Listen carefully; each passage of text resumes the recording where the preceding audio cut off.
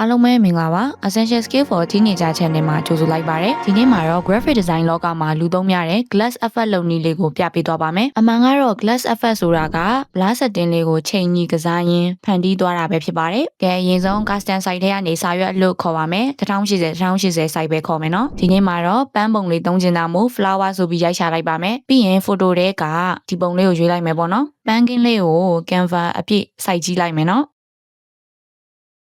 ပြီးတော့ဒီပုံလေးကိုပဲ slam မှတ်ပြီးတော့ control D နဲ့ duplicate ပွားပါမယ်အောက်မှာကျန်နေခဲ့တာ background အပေါ်မှာရောက်နေတဲ့ပုံလေးကို glass effect လုပ်မှာပေါ့နော်အဲ့တော့အမားတို့လိုချင်တဲ့ size လေးရအောင်လို့အပေါ်ကပုံလေးကို crop လုပ်လိုက်ပါမယ်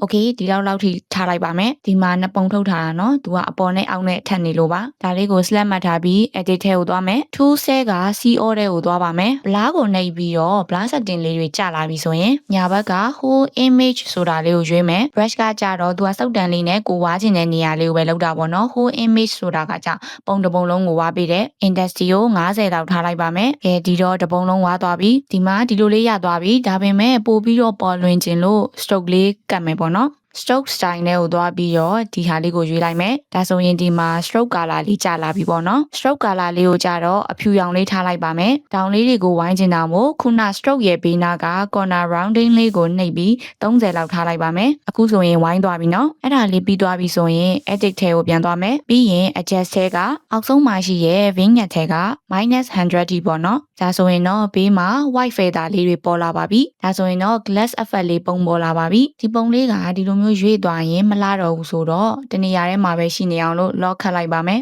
lock ခတ်လိုက်ပြီဆိုတော့သူ့ကိုရွှေ့လို့မရတော့ဘူးပေါ့နော်ဒီမှာစာသားလေးတွေရေးချင်ရင် text box လေးကိုခေါ်ပြီးရေးလို့ရပါတယ်အမကတော့ flower ဆိုပြီးရေးလိုက်မယ်နော် font size လေးကြည့်ပြီးတော့ font size ကိုလည်းလှလှလေးသုံးလိုက်ပါမယ်font color ကိုတော့အဖြူရောင်လေးထားလိုက်ပါမယ်ပြီးတော့ glass effect ဆိုပြီးတော့စာသား font size သေးသေးလေးနဲ့ထပ်ပြီးအလားဆင်လိုက်မယ်ဒီ glass effect လေးကိုပို့ပြီးတော့ရုပ်လုံးကျသွားခြင်းနဲ့ဆိုရင်တော့ element ထဲမှာ flare ဆိုပြီးရိုက်ချလိုက်နော်ဒီ FLARE flare effect လေးပါဟုတ်ပြီဒီဟာလေးကိုရွေးပြီးတော့ position ထဲမှာအနောက်ကိုရွှေ့လိုက်မယ်ဆိုရင်အလင်းလေးဖြာထွက်နေတဲ့ပုံစံလေးပေါ့နော် flare effect ကိုတစ်ခုတည်းသုံးတာအားမရသေးဘူးဆိုရင် duplicate နဲ့နှစ်ခုပွားပြီးတော့ဟိုဘက်တောင်းနဲ့ဒီဘက်တောင်းမှာထားလိုက်နော်အခုဆိုရင်တော့ဒီလိုမျိုးလှပတဲ့ glass effect လေးနဲ့ design တစ်ခုကိုဖန်တီးလို့ရသွားပြီပဲဖြစ်ပါတယ်ဒီနေ့ပြပေးသွားတဲ့ glass effect လေးကိုမောင်လေးတို့ရောညီမလေးတို့ရောသဘောကျမယ်လို့မျှော်လင့်ပါတယ်နောက် episode တွေမှာလည်း Canva မှာထူးခြားဆန်းပြတဲ့ design လေးတွေကိုဆွဲပြပေးသွားအောင်ပါမလို့ channel လေးကို like and subscribe လုပ်ဖို့မမေ့နဲ့နော်